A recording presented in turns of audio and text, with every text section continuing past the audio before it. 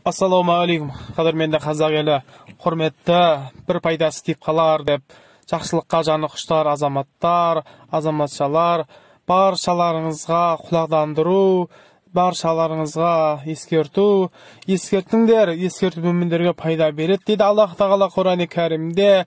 Сондықтан да ағайын, біз жолда келе жатқан кезде міндетті түрде біздердің дұғаларымыз қабыл болатын осы сәтті құр жібермеуіміз керек. Өйткені сапардағы адамның дұғасы қабыл дейді.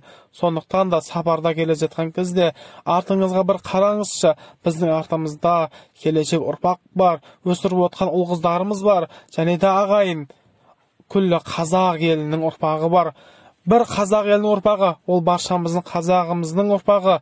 Сондықтан да көлікте келе жатқан кезде бәлки елімізге, жерімізге, отанымызға, келешек ұрпаққа дұға етіңіздер. Өйткені сапардағы адам дұғасы қабыл болады, Құдай қаласа. Біз қараңыздар, ұлан байтақ жерде тыныш күнде міне қаяққа барамыз демейміз, қаяқтан келеміз демейміз.